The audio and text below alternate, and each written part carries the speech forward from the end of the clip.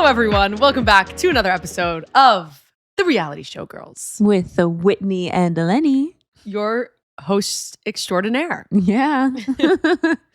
Oh my goodness. We are back for another week of so much TV. Yeah, so much TV, so much tea has been spilt. It's definitely spilt.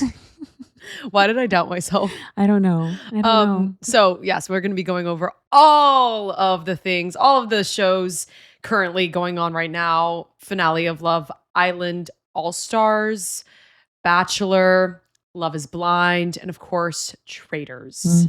So just buckle in. Buckle up, Buttercup. Buckle up. And we always have to get started with some housekeeping. Yes.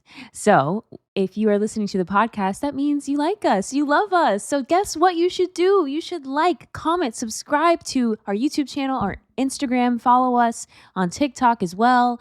We're at Reality Show Girls. Leave us a comment if you have any suggestions, any ideas, any topics you want us to talk about, any new shows to tune into, even though please don't suggest any more shows because I can barely keep up with what I have now. It's really too much. They need to spread this out because there's times in the year that it's like very quiet. Like dead. Yeah. And I'm just like, why are they like why is all of it happening right now? It's everywhere, like, boom, all at boom, once. Boom. It's like I turned around. I was like, Love is Blind. I was like, oh my God, no way. I have to be watching this right now. Yeah. And the thing is, like, I also need to watch like scripted television. You know, I have to take a break from the reality TV. Of course. I mean, I'm on Younger and I'm also watching Severance, as everyone knows. Yes. So it's hard. I'm so happy that you're on the Younger train. If you guys aren't watching it, you need to. I finished it this past week and I sobbed at the end. It was like 3 a.m. in my bed. It is literally such a show that has been such a constant in my life lately. With that, I've had so much content in my head when really I should be taking a break from things. With your concussion? With my concussion. But guys, I'm actually getting better. My doctor was like so like proud of me the other day. And I was like doing these exercises. But like the therapist I'm working with, like he's so nice. Like I love him. But there's like this other like kind of hot doctor in there, therapist, whatever. Kind of. Kind of. When I say kind of, he's like, haven't seen him.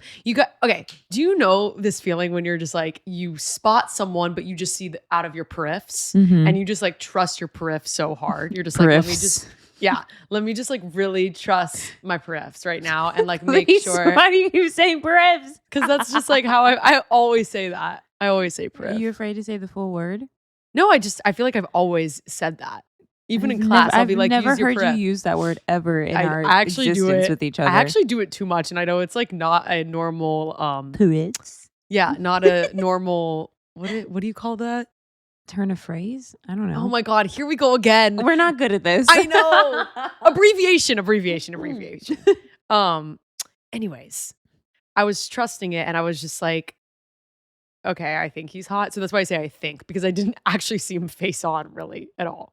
But I just saw the mannerisms and the side view and that. Anyways, I was really embarrassed because I had to do this. I was telling Whitney I had to do this exercise where it's like a bunch of like colors and a letter is in the middle of the color and you have to use a certain ball. It corresponds to a color. So it's like the blue ball had to go to the orange and then like the red ball had to go to the yellow. And then I had to hit it with the ball to the... I'm like, confused. Literally, this is so crazy. I know, I'm trying to explain it, but it's really hard to explain. Basically, I had to think of the first word that came to mind with the start of that letter.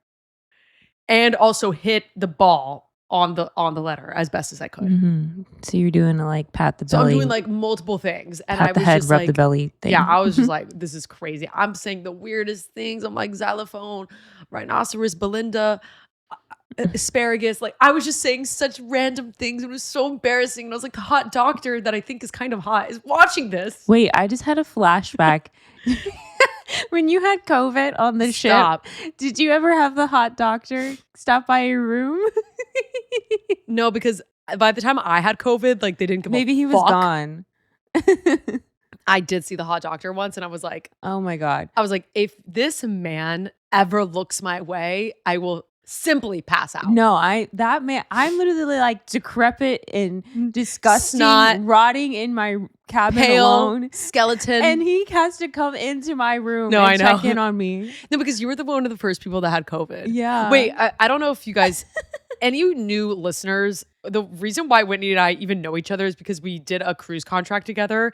And in that cruise contract, it was 2022. Yeah. Okay, so if you guys can remember, it was like just a little after the big COVID, and then it was like the Omicron of it all came back, and that was I don't even remember the names. Wow. Yeah, so the Omicron variant or whatever. I think I'm saying all these things wrong, but you guys know what I'm talking about, okay? So that had just happened when we were rehearsing. So we had to rehearse in masks. I didn't know your face for the longest time. Yeah, I didn't even know what anyone looked like. And I wore the actual surgical crazy mask that went up to my literal bags in my eyes. So I don't think anyone, and I didn't wear any makeup. I was pale. I was so scary. I wasn't really talking to many people because I didn't know anyone. So I was just I don't even. Yeah. But we didn't even meet each other until on the ship. But anyways, we all got, everyone on that ship. Everyone had to have had COVID. But Whitney was definitely one of the first in our casts. What do you call that? You were the first. Sub-zero? Or you and Paris were I'm not good at. Y'all were if we are in a time of crisis and there's another illness, you guys are going down first. Hey, I mean, that was the first time I ever got COVID, though. Okay, that's impressive. I will say I had COVID before. So, yeah, I had COVID before. I had it when I had it fresh, when there was no vaccine. Yeah, and I lost my damn taste. It was I mean, because even my ex-boyfriend, he had it. I'm out there kissing him and everything. I didn't get it. So what? I was immune for a while. Yeah, my ex didn't have it either when I had it, and we slept together. Sorry, that was kind of crazy. You slept in the same bed. Yes. Yeah. Yeah. And honestly, we probably, anyway. Be actually, now that I think about it. Anyway, so back to Hot Doctor. This is a Hot beautiful Doctor. Asian man. He was buff, and I'm just his body was looking banging at me. Why are you looking at me? He said, "What do you feel in your throat right now?" I'm so sorry. This is getting dirty. I know what I could feel. Ta-dun-dun. Anyway, I don't know how we got here. Continuing on. The Hot Doctor. That's what the Hot Doctor. So, but anyways, guys, I'm doing better. I'm feeling better. My headaches are kind of subsiding. I only have to go in once for a session next week. So we're making improvements. I need to get better because I have to start. I'm technically supposed to start training for my first race next week. But I'm going to be down a week because I still want to take it easy next week. Because I ran this week and I'm not I'm not running like I'm normally running. I'm running really slow and moderately because everything has to be moderate. But, yeah. Anyways, it's getting better, guys. If you were wondering, my head's getting better every day. Every day, we're just trying to get a little bit better. And then Whitney was in. Yeah, I went home. I was home for most of the week. It was nice to go home. The first day I went home, it was great weather. I'm let me put on a skirt. Let me live and be happy and take in the sun. And then it got really it got snowy and it kind of, not snowy, but rainy. Oh. And it actually did flurry a little at the house, I think. You brought the snow. Yeah. I was no. Was everyone you brought the snow? Yeah. Yes. Yeah. Yes. Family loves to do that when you're especially Southern families. When someone moves north, it's the biggest deal. The biggest every time deal. I come, what's it like up there in the North Pole? And I'm they're she's Santa Claus? And I'm okay. Yeah, but so I went to my granddad's funeral. And I was so funny, you see family that you just haven't seen ever. Yeah. But you've heard about. And I found out that random fact that Ariana, whatever, her mother went to school with some of my family. So that's fun.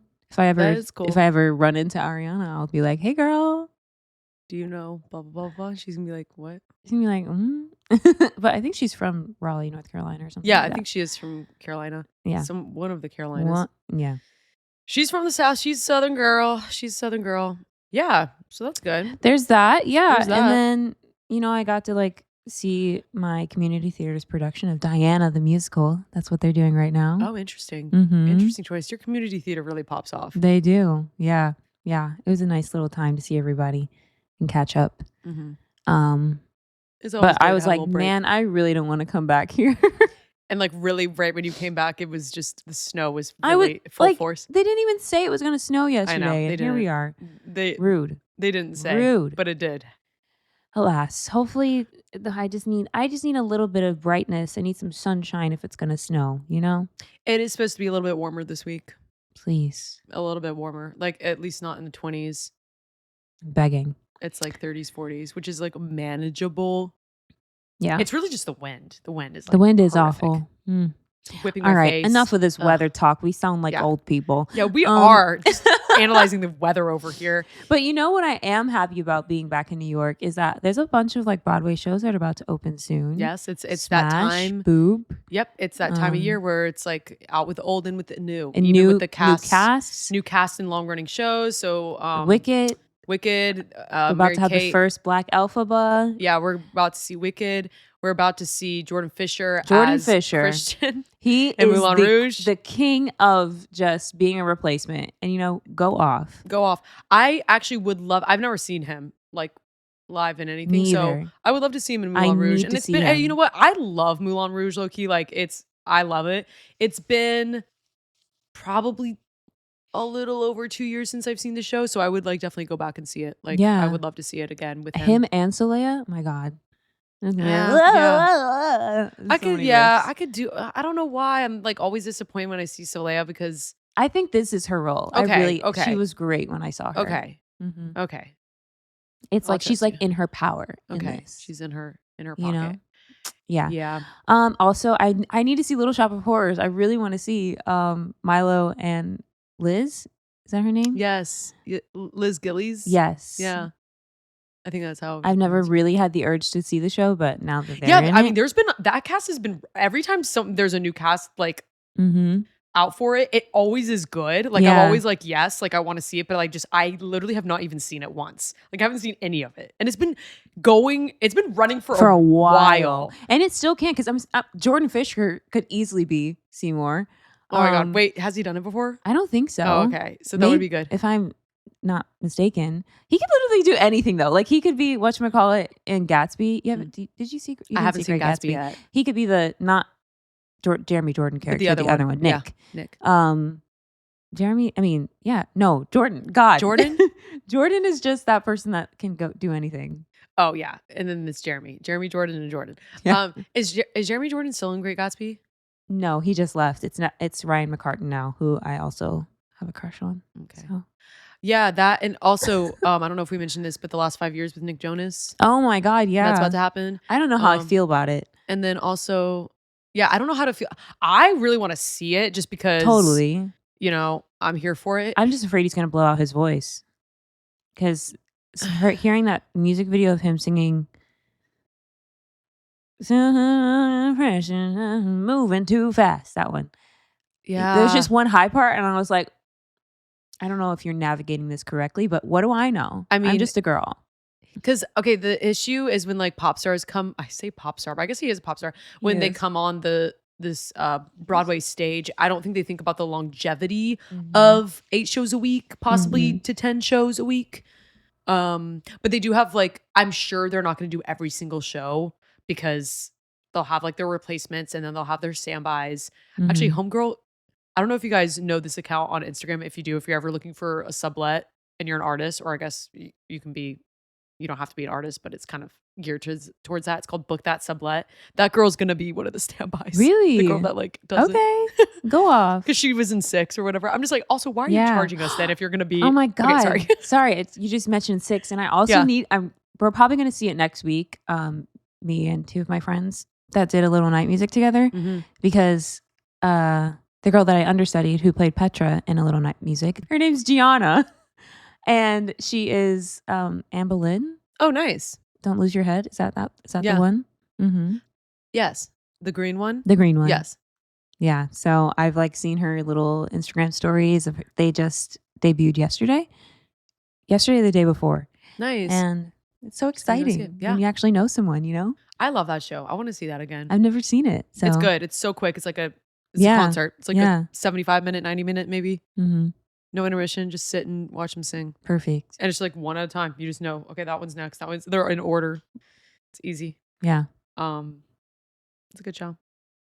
Yeah, there's a lot of good things. I'm looking forward to seeing some shows. I do want to see Great Gatsby. I think I've been saying that for a while. Mm-hmm. It's my time to see it. It's my time to see it. It's like not amazing, but it's just like, I mean, they put a lot into that budget. Yeah. Okay. No, and like I said, I want to see I want the stage to be full and bright. Mm-hmm. And you'll get it. Yes. With this. I want to see it. You'll see fireworks. You'll see everything. Yeah, the industrial thing is getting a little old for me. Mm-hmm. I want to go back to the good old days. I want to go back. Sorry. Yes. Oh, you want to tell them about your showcase? Oh, God. I mean, by the time this is... Wait, no. Well, no. I'll probably put this like the day... They can still come. Monday night, 9:30, 54 Below. 54 Below. I will be singing in a cabaret with my voice studio. I'm going to be singing If This Is Love from The Notebook. So, I love that song. Yeah.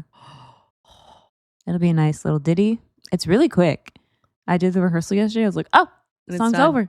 It's like a 2-minute song, 2.5, 3. But it's so funny because I was like trying to practice and I was like, let me listen to what, not the original one, but like the girl that took over. Mm-hmm. I forget her name. I'm sorry. I wanted to just hear how they sing it because, you know, sometimes you just get too ingrained of like how you hear it on the cast recording and you're like, wait, you don't have to sing it like that. Homegirl is so pingy and like so... Like, right. Yeah. And so I have to realize like, wait, you don't have to do that. But anyway, so then I was like, wait, in the show, there's like 8 counts of dialogue between each verse. Yeah. But when you have to sing it without that, it's literally just like you're on a train and you can't stop and you're like, oh my God, when do I breathe? I was about to say like that song seems a lot longer, but like in the context of the show, there is like some dialogue in between. Yeah. Yeah. Anyway. That's exciting. So there's that. Hopefully all will be swell. It will be swell. It'll just be a good time. It's a Monday night. Yeah. It's a Monday night. It's a Monday night. It's a Monday night. Okay. I think that's about it. That's like everything. With life. That's everything. I don't have anything else to say about that, but should we get into some news for the some news. I guess the biggest news is the Love Island All-Star winners. Yes. So the finale, it's finally done. Honestly, it was going on a little too long. There was no Casa Amor. There wasn't like enough drama. There wasn't movie night for me. Yeah. I mean, like Sue and Curtis and Elma were kind of like the drama of the season, but it got annoying. Yeah. But the major tea that came out is that one of the final episodes, all of the dumped Islanders came back to the show and they got to vote off. They got to choose a couple that was the least compatible, and everyone voted. And one of the contestants, Olivia, she decided to announce to everyone that she saw messages that Grace sent before she went on to the show and basically said, I'm going to do anything I can to win. And she was like, what are you talking about? I've never sent anything like that. Like, and all the, like, more people were like, yeah, we saw the text. So like, you know, we can't trust you or whatever. And she's like, I literally have not sent that. Please show me the messages. I would love to see them. So then you get to the finale. All the public has heard about this and they vote. And the Grace and Luca ended up being, spoiler alerts, they were the runner-up of the winners. And then the people that won were Casey and Gabby. Crazy. And like, I liked Casey and Gabby together, but you know, it is a bit like this is his 3rd time on the season. Yeah. Like, is he just doing this just to win? And it turns out that the person that leaked these messages was Messy Mitch. Do you remember Mitch? Yes. Yes. And he's always a mess. And he like showed the messages and it was like through Instagram and people were like, oh my God, this must be real. So everyone, instead of voting for Grace and Luca, they voted for Casey. I'm glad Grace and Luca didn't win though. Cause like, I think that whole thing is like fake. I think Luca is just like being like, oh my God, I love her. I love her. I love her. I love her. Like, I think she's great. And it's just like, no, dude, like. I'm interested to see how long any of these couples last, honestly. I actually don't think any of them will last. Maybe Harriet and Ronnie. Yeah. Everyone else. I think Ekin and Curtis will last for a bit, just for the bit. Yeah, for like a year maybe. Because they're already doing interviews and stuff. I'm like, y'all are really just like they were like 3rd or 4th place. So like, what does Maura think? Is all I'm thinking. Because Maura and Ekin, like, I mean, they're not friends, but they They live in the same building. Yeah, they're like... He's going to come home to her house and run into Maura. Lord. Anyway, so those text messages came out, but it turns out like the day after Mitch went on live or something on TikTok, and he just said, yeah, those were fake. I literally forged them. Whatever. And so everyone's like, what the heck? And whatever. And they're like, Grace should sue for defamation because honestly, that is like, you know. I don't think they would have won either way. Character. I think Casey and Gabby winning like kind of makes sense because they were just like, they didn't have any drama. I think they would have. I like all the comments on there were like, I literally changed my vote because I saw those text messages. I just feel like the US viewers and the UK viewers are so vastly on different pages. Honestly, yes. I feel like the UK is way too influenced by like what happens. I feel like I was Team Elma during the Ekin-Su Elma fight. I feel like Elma and Sammy are like, I think Sammy's like a better person than Curtis. You really don't like Curtis in this season. Curtis just really icked me out. I loved him at the start, but then I just found out all this stuff about him. I'm like, yeah, like I don't think he's the best. Like I don't think he handled all the situations during the season really well. But you know, whatever. Like I just kind of like Ekin-Su was Ekin-Su. Like that's how she always is. Mm-hmm. Mm-hmm. Gabby and Casey were kind of just like the default vote. Like I love like, Gabby though. That's the thing. So I mean, you know, Gabby's like one of my favorite. Gabby's like one of my favorite girls of all Love Island UK. So that's like kind of crazy. I know. I just really like her. I just like her energy. Like, okay. She's never too much in drama, but she's also like a girl's girl. Mm-hmm. She's always like committed to one guy. She's not like stirring the pot with guys. Like I just like her. Yeah. I just like her. All right. What I was gonna say also is that Sammy and Elma, I think, were on another UK show, so that's how they knew each other. So it is a bit like everyone. No, they did know each other before. Everyone has like their own motives, and they just come like prepared to be back on this show. And especially All Stars, it's like they've already done it before, so they know, and also they all kind of know each other already through like events. Mm-hmm. So maybe that's why they don't have the Casa Amor and stuff like that, because it's just like they don't really need to stir up the pot because they already know each other. So then throwing them in the villa is enough. But I still think an element of Casa Amor would be good, or a movie night. Yeah. But I know the movie night doesn't really happen without the Casa Amor. So it's kind of just like, just do it all. Like, why not just do it all? They should have had like all the people that the guys and the girls were interested in that didn't like, because you know, they always ask like before those shows, like, oh, what people would you love to see on the show? Yeah. Like bring those people in Casa. Like Sammy should have been there, so then Luca would have been like, oh, and then Sammy would have been a great person at Casa Amor, and then he probably would have pursued it. Absolutely, 1,000%. Like without the other people there, without a doubt. Oh my god, hell yeah! And the boys would have egged him on. Yeah, no, and all we got was a kiss at the fireplace at that stupid game, and it like blew up. The only reason that it didn't happen is because Grace whipped him in. Yeah, Grace was like, I'll literally like, I will leave. Shut never up. Talk to you. Like, shut up. Shut your fucking mouth. Yeah, she was iconic for that, but also like I don't think he actually really wanted to be with her, but he just like wanted to have a good image, and I think he stayed with her. I don't know. Yeah, I don't know what it is, the motives. Yeah. Like I just really don't feel like from Luca's side it's authentic, like for whatever reason. Yeah, I think he was just trying to be liked, have the good edit. Yeah, have the good edit. Anyway, I'm glad the show's over. I want Love Island games, but I really want Love Island US. But they have like such a big, like they have a lot to. They have big shoes to fill after last season. Mm-hmm. It really is. I don't know if it'll. I mean, I still loved US. Like it's grown on me every season I watched. So I mean, this past season just like really blew it out of the park. Really, yeah, just really did it. So we'll see what happens. In other news, some other drama. The girls are fighting. The girlies are fighting on TikTok. Our Bachelor girls, Carolina and Dina, are kind of in a low-key, like very passive-aggressive TikTok thing. So like Dina posted something on her TikTok and was like, when you defend someone and then they're about to blow up on, or like go against you the next week. In this episode that we just watched, Dina kind of defended Carolina in the drama, which we will get into. Which we'll get into in a second. And yeah, she used a trend and was basically like, when you defend them one week and then the next week they throw you under the bus or whatever. It gets blown up in your face. And then Carolina did another TikTok that was like, I forgot. I don't know what she said. Oh, she was like, well, if you guys could see the text messages, like basically like threatening to like air some text messages that they have between them. And then Dina responded again and made another TikTok that was like, love when the response is a threat or like a I don't even know. It's just like, it's a back and forth. So each, It like, is. Dina made the original one, Carolina said something, then Dina responded to it, and then Carolina responded to that. Like, it's just like a little back and forth, little tea. Yeah. Little tea being thrown. Also, I don't know. Dina looks so different on TikTok. She does. She does not look, I mean, she changed her part because she had a really big, she has, not big, but like dramatic side part on the show. And so, and everyone was on TikTok was like, girl, you need to like calm it down. And so she did. But I also think she may have gotten like a eyebrow lift or something. Some kind of lift. Because she has like more space in this area. And I mean, she looks great, but you know, I was just like, oh, you do not look the same.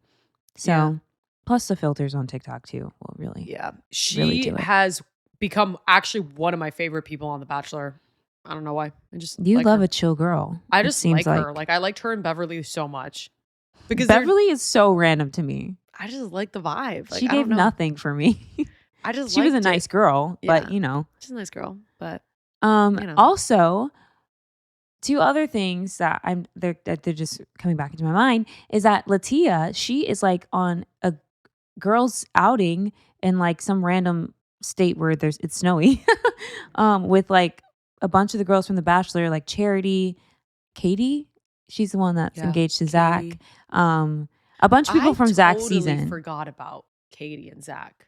I know. I totally forgot about Zach's season completely. And we should, even though that's how we were brought together. Actually, it was Gabby and was Gabby and Rachel first? Yeah. And then it went into Zach's season. Yes, our first season together was Gabby and Rachel. It's so random. Yeah. Anyway, so it's interesting that she's like one of the only girls from this new cast that's hanging out with a bunch of the old cast. So we're like, oh, does she win? But I think she may be like runner up, or maybe she was the one that was supposed to be the Bachelorette and then it got canceled. Like my theory is that it was like, oh, they told her that she was going to be the Bachelorette. Then it got announced the Bachelorette was canceled. So all the girls were like, come on this girls trip with us. Like, we'll cheer you up. Like, don't worry about it. Something sketchy is happening. I definitely think that, I mean, obviously she's at least runner up or she won. In my eyes, I mean, we'll get into it. I'll talk about my opinions in a second, but I think, that's a good theory. Yeah. That's a good theory. Also, what about the ring with Julianna? Yes. And then there is a TikTok that Julianna made, and she has a ring on her left hand, and it's clearly like turned over. You can see like there's like a diamond or something underneath. So people are saying that she's might be the winner. But like that seems so obvious. Like, why would you do that, girlfriend? Like, I don't know. It is weird because also I feel like Julianna is so like far behind right now, but it looks like I think she gets the princess date coming up, which kind of does solidify her the winning position. But anyways, like that's you know. Also, I just want to shout out to Batchmakers. Yes, their podcast. They were talking about how the way we need to look at this is look at the top 7 girls now. And which one of these girls would allow Grant to post his music? Which girl would be like, sure, babe, post it. Yeah, totally. And Julianna, 1,000% would be like 1,000%. But like Dina would be like, now, babe, I think we should just put that on SoundCloud maybe in a few months. Yeah, just SoundCloud, not Spotify, just SoundCloud. Latia would be like, I mean, if you really like it. I don't even know what Latia would do. I don't know. Like, it's so funny because she has so much screen time, yet I don't know what her personality is for whatever reason. I literally don't know. It's just giving sweet right now. It's giving like, I don't even know what you're saying. But she does seem motherly because every time a girl is having a breakdown, she's the first to go to them and be like, oh my God, girl, it's going to be okay. Like with Ella falling to the ground and Rose this episode. Lord. Oh gosh, can we just get into it? Yeah. Okay. We just gotta really dig into it. Let's officially start it. Lord, let me get my notepad out. Can I just say this is my favorite episode? Okay. I liked it because look at me smiling and grinning. I enjoyed it. I enjoyed the episode front to back. I take it for like entertainment. So like if I'm entertained, it's a good episode for me. I was entertained by the drama, but I just found the dates to be boring. Yes, the dates are always boring. I honestly find Grant to be boring. Yeah, you know what? But that's how it always is. You know what? I think I am starting to like Grant, but just in a different way. Because like, he made some valid points when talking to Carolina today. Yeah, like I'm starting on the in the episode. I got you. Yeah, but like I just feel like Grant is just not really like made for reality TV. Like it's like the camera is following him. He's trying to hit the marks of like what they say, like here for the right reasons, blah blah blah blah blah. Like all the catchphrases. Like he's hitting his marks. He's doing what he needs to do. But like you can just tell, like he like you can tell that he's gonna drop off after this. Yeah, like it's just so evident. He's just gonna try and blow up his music career. I don't know what he's trying to do, but Honestly, I find him to be so funny. Like on his date with, who was it? Serafina. The way that his eyes were like almost closed, like this man is so tired and it's just not even hiding it. Like I'm just like, honestly, they probably are so tired. The way that they do the filming. No, but this man's eyes were like almost and closed. He said, I cannot hide it. He doesn't care. He doesn't care. He's just like some showing tape on his eyelids. Keep them open. I mean, you have to like that. I even like stopped it and was laughing so hard that I went back and videoed it because we didn't watch it together. I videoed it and was like, I sent it to Whitney. I was like, you have to like watch this specific part. Because it's so funny. I mean, they both look tired. They were spent. I mean, we're going out of order, but I'm just going. I want to get into Serafina's date real quick because there's not a ton to say. Yeah, but they like had to jump off a bridge. Also, they all flew to Madrid. They're in Madrid now. Yeah. And that honestly seems so scary. Like that is so much scarier than like the thing they did in Vegas. That looks much more like a controlled this environment. was definitely a little more. But this one is just ropes being tied to an old ass bridge, and you better hope nothing breaks. You know? Yeah. And it was raining.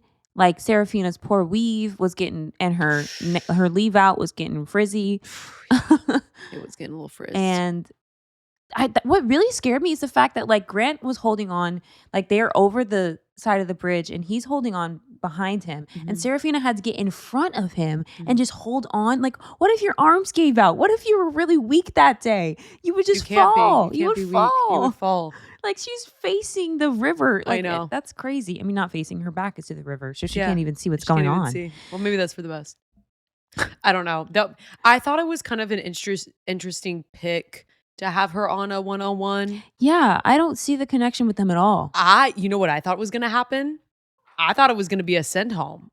Like I thought it was going to be the date and then, you know, a send home, because it's about time for one of those, or a self-elimination, which but like I was just like, it's about that time for one of those things to happen. So I was just thinking that could maybe happen, but I don't know. It seems like he's kind of interested in her. Like she definitely isn't. I thought it was hilarious. He asked her, he was like, so like, you ain't really kissing me as passionately as I want you to. He didn't say it like that, but that's basically what he was implying. He's like, you're kind of holding back when I'm sticking my tongue down your throat. I just want you to do the same. I was just wondering. And then she was like, it's because my mom is watching this. That would be so me, honestly. The way that if I was on the show, my family wouldn't even watch.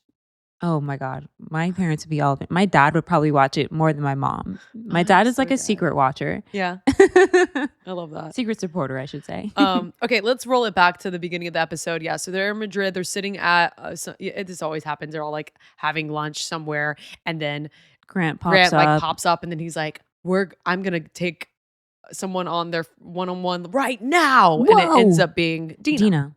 And it was a good date. It was just like that typical date, like when they're in this in a new city, they're just like walking around and they just like stumble across these kids playing soccer. So then they start playing soccer. It's like everything's scripted, or like everything's planned out. It's not like as spontaneous as it seems to be. But it was like cute. It was cute. I felt like Dina was trying hard to like be like, oh, let me look like I like kids and stuff. Yeah, she was like, oh my gosh, hey. Ha ha ha. And it was like, you know, she's not vibing with those kids, and that's okay. And it's okay. I mean, maybe she does like them. I'm just honestly, what do you call it? Putting my own things on her, because I would not be able to. I mean, I think I'd be okay with the kids, but I don't like kids like that. I'd be like trying to beat them at soccer, and that's it. I'd be like, yeah, I beat you. Yeah. So she kind of like dives into like how she grew up like with 11 siblings. Yeah. And she's one of 11, which is crazy. She so she doesn't really show her emotions, and she can be stoic and like an ice princess type thing, but she's like, with the right person, like I can be myself or whatever. Yeah, she was giving Elsa vibes for sure. She was Absolutely. giving us that ice princess vibes, Don't ice let queen. them in, don't let them see. Be the good girl. And no, it really is, because she does give that front. Like she's very just like she's got to get her. She's a lawyer. Also, she's got to her get parents her are work done, Russian, right? I think. I don't know her ethnicity. Something like that. And so that's kind of like how it is with, yeah. So anyways, we learn a little bit about her, why she is the way she is. And then Grant compared her to his mom. And I was like, oh my God. I kind of love that though. It's That's like a compliment. It's a compliment, but it's also just, like maybe don't say that on live television and like on, I don't know. It's funny. It's just funny. It is funny. But it was a good date. Seems like they got along. It's like if he wants that chill vibe relationship, then I would say go with her. But I don't know if he wants that. The only like moment I had was when they were like in the boat and they were like having a moment, and she was just like, he was like, I want to provide for my partner. Like I want to do this. And she was just like, I like also want to be like with my partner working together. Like I'm a go-getter as well. So like I want to have moments where I can kind of like provide for my partner, like a little give and take and a work together. Whereas Grant kind of gives the vibe off that he wants to be like the more dominant one, I guess you can say, the one that like provides, he got that traditional vibe, which is good, which is fine. I think he would be open to it being a back I think and so forth. too. That was the maybe only, more like a 60-40 than a 50-50. Yeah, that was the only moment I was like, she's looking for a 50-50 and he's looking for a 60-40. That's literally how I read that. Yeah. And I think that's the one thing that they didn't truly connect on, which I think makes sense because the girls that he likes are like damsels in distress. Yeah. I'm just thinking about Julianna. Like Latia, like her waist is gone. Julianna really needs some help. Carolina, oh my God. She needs she needs to have warm milk brought to her bed and a bedtime story. Like these girls are, you know what I'm saying? Like he's attracted to the girl that's not really giving much. Yeah. Guys like that. My mom, she was like walking by as I was watching, and she started watching. She was like, that Julianna girl, she's like smirking the whole time. I don't trust her. But I'm like, I think that's just her lips. Like, no, she's got work done. But she's just like naturally just like, her boob job is also incredible. Can we just shout out to that? Because like, at least I think she has a boob job. If she doesn't, they are fake. I was literally about to say, if they are not fake, like that's crazy. Yeah.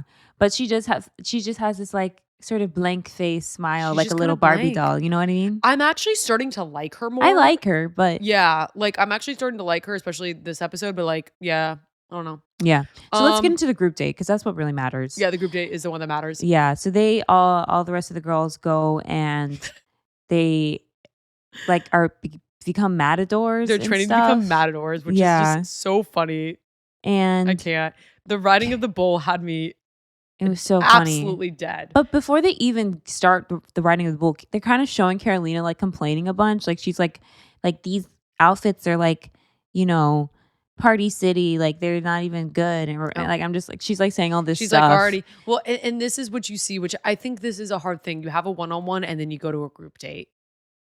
Yeah. Like that's hard. Like I get that. Well, but I'm going to get into it, but I think there's a specific thing that she's doing that Grant points out in that like if she had done it the way that Grant says for her, I'm not even saying. Okay. Anyway, I'll get into that. Okay. But anyway, so let's put a pin in that. All the girls, they have to like ride a mechanical bull, see how long they last on it, and like all the girls are falling off, slinging off, and then Alex just flying off. She's works on a farm. She's like, I think I can do this. I can handle this. I can. Alex had me dying. She literally grabbed the bull by the horns and hooked it underneath. She like hooks her arms underneath and ass up in the air, hunkered down. Like she is not moving. And so she was like, "Oh yeah, I'm winning this." Because but then Zoe went after her and copied her, and so then she lasted just a little bit longer, and won, and she got to have a little bit of like extra time with Grant after and like kissed him with the sunset or something. Yeah. Then they go to the nighttime portion. This is where all the drama happens. Before they get into the drama though, Zoe has a moment with Grant where she kind of opens up and explains why she's so stoic and like kind of closed off to people. Finally got a little more explanation to Zoe. Yeah. And she's kind of like phasing out as our villain, but she's still villain number 2, I think. Yeah. But, she says she like grew up in the South. She's a mixed girl. And like, she was always told that like black girls aren't beautiful. And, she just had a hard time connecting with people because of that, because she just didn't feel confident in herself and she was crying. So, that's very sad. And like, I totally feel that. Yeah. I totally relate. Like, definitely. But it explains a little of like why she acts the way she acts. Yeah. But, she still was kind of a bitch earlier on. Yeah. So I kind of just keep that like, okay, I hear you, but like, okay. You can't be scared to open up. It's okay. It'll be okay. But also, what I found crazy. Oh, hi, Lulu. Lulu. Okay. Where's she headed? Oh no, I don't know where she's going. Lulu, be good, please, please, please, please. What was I saying? What I found crazy is that Grant gave a gift to Parisa, because she loves rocks, and he got her a rock from Madrid, and she was like, "Oh, I do this with every place I go. I get a rock." I love her. And then, spoiler alert, he sends her ass home. He said, "Take your rock and get out of here." Take rocks. I just don't understand like the thought process, and I even thought he had a really good conversation with Natalie. I think either at the group date or at the cocktail party. Like he's like, "I'm just like really interested in you. Like I really like you." And they like sent her. I'm just like, and I don't get girls. Like I'm literally damn. They've been cutting people so fast. Like they are clearly trying to expedite the season. But I'm like, dang, let them last like a week longer. Oh my gosh. Yeah, at least we're getting to the point. But like, wow, that was wild. It was sad. Then we get into the meat of it all. Carolina, she's basically just talking to these girls, being like, I had this date, but like I just don't know how I feel if I'm ready for an engagement. Like I still feel like I barely know Grant, and I have some concerns that which that is a valid thing. Sure. Yeah, like oh gosh, this is really hard because I would understand that feeling. So there's 2 things that you have to think about in this situation. Like you just have to know that you're in bachelor time, which means everything is expedited. Like you don't have your phone, you don't have your family. Like you are just doing this by yourself. It's an immersive experience. You are like going through it. Everyone's on the same page. Like even Grant doesn't really know what's happening, and you just gotta go for it. She's thinking of this relationship if it were out in the real world, and she needs to think of it that it's in bachelor world. Exactly. And she's just not thinking that it's in bachelor world. And I'm like, but sweetheart, you signed up for it. You're in it. Like you're in it.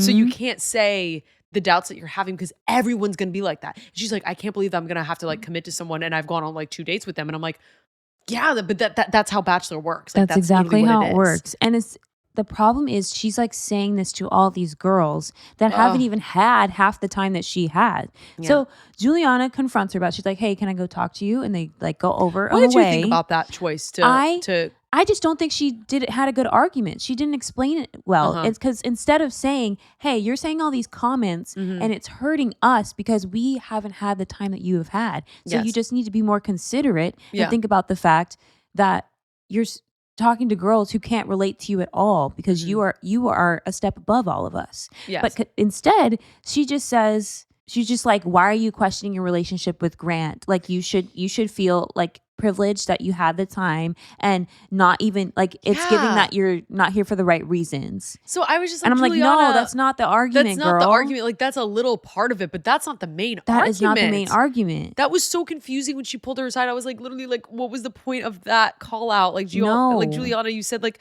kind of the wrong things. She said the wrong things. Yeah, and so then obviously Carolina comes back to the group, and then the group kind of explains better that like, hey, you're saying all this stuff and we haven't even had the time that you have had, and you're just bringing the negative vibes into the room. Yes. And we're all trying to stay positive because we still just want to have the opportunity to talk to him. They just want a one-on-one, and she is already like, oh my God, I can't believe I have to get married to him and I've only been on 1 date. Girl, do you even know is it even you?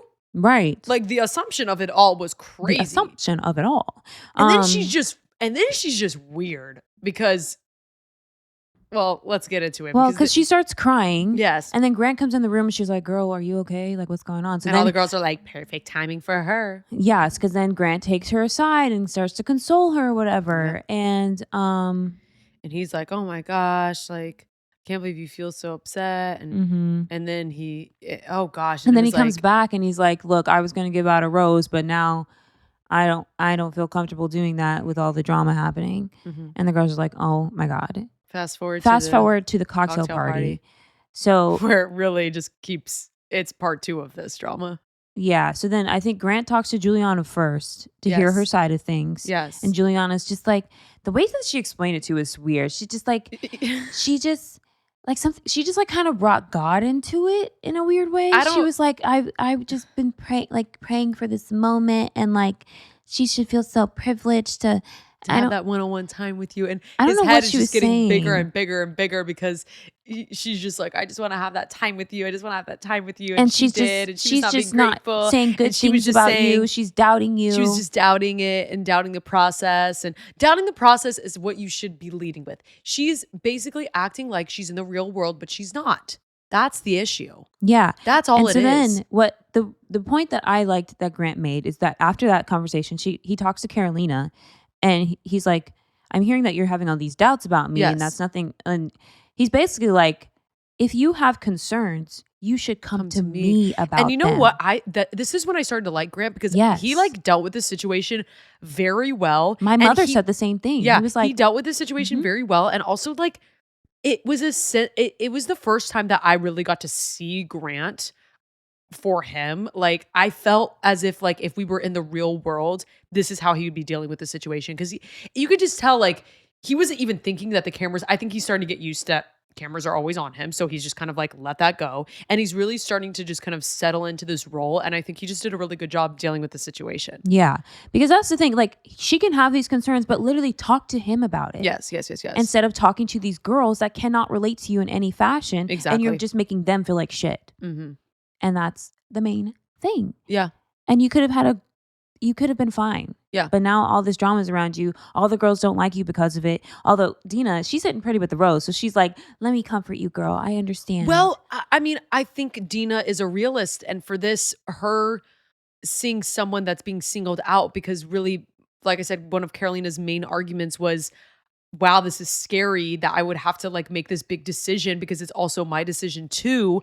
To get married after just a couple of dates is kind of crazy. So I think Dina is like seeing that struggle. And then also when you see a bunch of girls gang up on one girl and you kind of see for sure. I understand. I almost think I would be Dina in this situation. I see a lot of myself in Dina when I'm watching this, because I'm like, I always have a soft spot for the girl that's kind of struggling. I don't know what it is. Like, I kind of understand Carolina's point of view, but oh God, she's just such a bitch. Like, really I understand. I just don't think Carolina handled it correctly. She just didn't handle it correctly. She just think Julianna didn't handle it correctly. Your thoughts to yourself. Yeah, I don't think wait until someone gets another one-on-one and then talk to them about it, because they'll understand. And then we go back to the Rose situation, because how she dealt with the Rose situation was so bad. Like, poor Rose. I feel bad. Carolina, why? Carolina, why? Why? Why, Carolina? Carolina, why? So as Carolina is complaining about everything, Rose is just like, you basically threw me under the bus. And Rose is just like, you know what? Now that we're all on Carolina, let me bring up what happened last week. Yes. And she is starting to have a spiral. And you did me dirty. You did me so dirty. That is what she sounded like. Keeper. Like, she was just like slumped. Alex is holding on to her, bare face, bare bones. By the way, she's still not wearing makeup. And we love it. I just don't think she needs makeup at all. She doesn't need it. She doesn't need it. She can put on some BB cream, some CC cream, and call it a day. All she needs is her lip routine. She could be the girl that puts Aquaphor in her face and just call it a day. It's like she has like, you know how they advertise like, like the Korean skincare like fad right now, and like the commercials, and that everyone has like the glass skin. Like, that's what Alex looks like. For sure. They're posting that on Actors Access, girl. You should sign up, because you'd be in their ads. Yeah, quick. She would really just do so well in commercials for skincare. Yes, Alex, come on now. But we're rooting for you and your skincare. You need a skincare line. She would do so well with that. Like, leverage, use your platform. Oh, yeah. She's going to get the deal soon. Yeah, she better. She better. I'm rooting. Capitalize. Because that is not your man. Run. Anyway, so Rose is just like, you have made my relationship with Grant go like 5 steps back, and we were going forward beforehand. I think she's completely correct in this. It did set up Rose for failure, and they're never going to get it back together from that. Never. And I also think she was just like, it's just like the snowball effects of it all. The avalanche and the thing that broke the man's back, please. At this point, Rose can see the clear trajectory of her and Grant's relationship and how it's going to be. So she starts spiraling a little bit with the girls and is crying and is just like, guys, I'm just going to go home. And I'm like, oh no, like, is she actually going to go home? But I was like, if she did, like, that would be kind of a smart move because it would be her choice. And then we see that she talks to Grant and she's like, I think it's best if I go home. Like the way she said it, and was Grant's so like, slow. Okay. And he's like, oh. Grant's like, well, I respect your decision. In the back of his head, he's like, that's one less problem with that. Like, he was literally like, I don't even have to worry about that. So I mean, they didn't even show her saying goodbye. They just slammed the car door and she's driving away. Yeah. I was like, oh my God. Okay. And then he's like, Carolina went home. And then Julianna's like, Carolina? What? So, Juliana? What did I just say? You just said Carolina went home. Sorry. Rose went home and Juliana's like so upset when Grant tells them. She's just like, can you believe it? Oh my God. Yeah. Yeah. So then he sends Natalie and Parisa home, and now we're just left with the girls being like, Carolina is causing all this drama. Mm-hmm. And I don't remember the preview, but you were saying that there's drama between Carolina and Dina next episode? Yeah, so in the next episode, there is some drama. It looks like the princess date is going to go to Julianna, which, as we know, that person always wins normally. Like who else has won? Susie? That was a while back. Yeah, but like usually the person that gets the princess date is like... She's definitely like sure in the top two. For sure. It's Latia and Julianna. I'm telling y'all. It's both of them. And it teeters every single episode. Right now, I don't see the connection with Julianna and Grant as much, but also she hasn't had the one-on-one. When we see the one-on-one, then we'll get a better better picture of who really is that top position. But so Carolina and Dina looks like they have some drama in the next episode. Not really like specific too much, but you can see them kind of going at it. So we'll see that Carolina is on a group date. Looks like she's monopolizing time again. Oh yeah. That she like pulls him aside and then it's like raining and everyone's like, you pulled him aside again. Yeah. She's like, I didn't plan this. I'm so here for this drama. I need Carolina on the screen. I need her causing the drama. She's not our worst villain. Like, I find this villain edit to be very entertaining, personally. Yeah, it's not too deep. So like, to rank the girls, I think Latia's the winner right now, based off the episodes. I'm not gonna base off of real-time events. I'm gonna say Latia's in our first position. I'm still gonna put Julianna up there. I'm still gonna put Carolina in number 3. And then number 4, I'm just gonna put Dina because I like her. What do you think? I'm gonna say Julianna first, Latia second. Okay. I don't know about Carolina. I feel like she might be on like a 2-on-1 soon. Okay. I can see that too, because the villain usually doesn't make the top 4, but I'm like, who the fuck else? Because he really likes her. I think it could be Dina.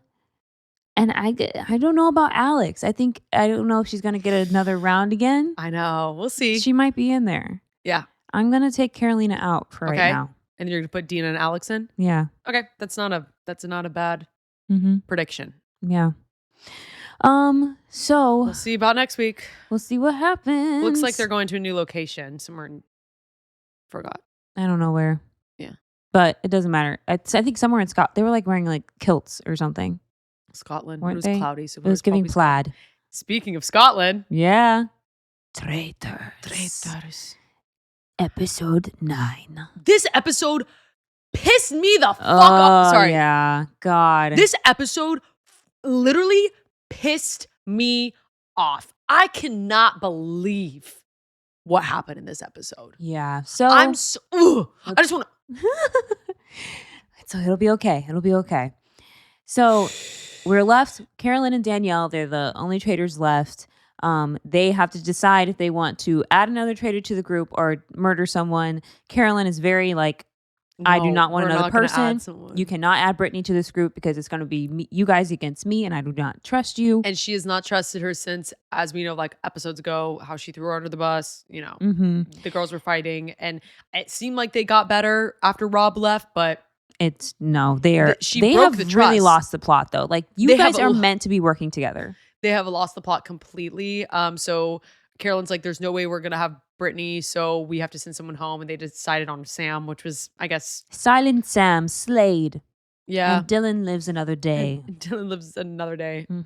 I love Sam though, but it makes sense that he got the boot. Yeah. So and then everyone's like trying to like talking about who they think could be a traitor. Dylan is finally starting to make some sense again, and he's like, "Look, there's clearly a reason I'm being kept here because whoever is a traitor believes that I am on their good side. Yes, and that I can be kept for the long run. And so it has to be either Carolyn or Danielle because they are really close with me. And then there's still a little speculation with Brittany still. Yes. So I would say those three names but then were brought up. Tom Sandoval throwing the dart and completely missing the board. He's like, I still think there's something with Dolores. I think that she's a traitor. She's so clearly not a traitor too, because like her reactions are just so like, she's not a traitor. She is not. Oh, so then they have to do this challenge where they are like human chess pieces, like the Harry Potter. It was Harry Potter and the Sorcerer's Stone up in that bitch. And the night before, Danielle and Carolyn, the traitors, had to answer questions, and now for this challenge, the group has to collectively decide what the traitors' answers were for the questions. Yes. And so it was questions like, who do you think is like the leader of the group? Who do you think is the snake and flying under the radar? Things like that. Oh my gosh. And the thing is, like, funny. Obviously Danielle and Carolyn need to like make themselves not be noticed. Yeah. And they want them to get the right answers for money, but they don't want to seem too keen that they know the answers because then it'll make them obvious they're a traitor. Yes.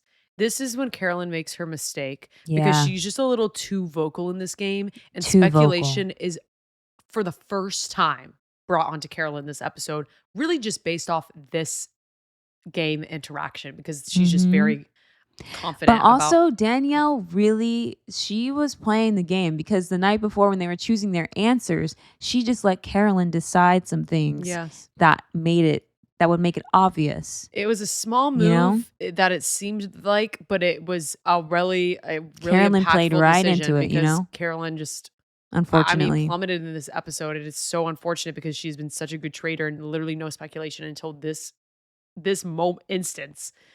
Like literally that one day. That's all it takes. Bad day. You can't have a bad day. You can't. Literally. But I just feel like Danielle has had so many like bad days and like so many close calls. Like it just doesn't make any sense. No. But they also had like two of past traitors come onto the season. It was I forget their names. Pavarti and I really don't remember that other lady's name. But I just want to Phaedra back on the screen. And I was like, where is she? Oh well. And I think she was on Dancing with the Stars. Well, no. I feel like they could have filmed it then. They could have been wrapping filming up in August and maybe. I don't know. But yeah, so then they were deciding things like I thought it was hilarious. Tom always providing entertainment. And they're like, who's the biggest threat? And Tom immediately is like, I think I'm the biggest threat. I'll do it, guys. Same with like the leader of the pack. Guys, I think it's me. I'm like, bro, what? And everyone's like, no, it's Dylan. And he was like, I think it's me. And Carolyn's like, yeah, it's Tom. And I'm like, Carolyn. Yeah. Like, please, Carolyn, please. There's just things that she said and it just did not help her case. Yeah. Also, there was one of like, who do you think whose voice is being like overheard or dismissed or something, and she immediately volunteers herself. Yeah, there was just too many things. Like if she only did one, but it was just otherwise just go with the group. It was every single thing. Yeah, it's just disappointing.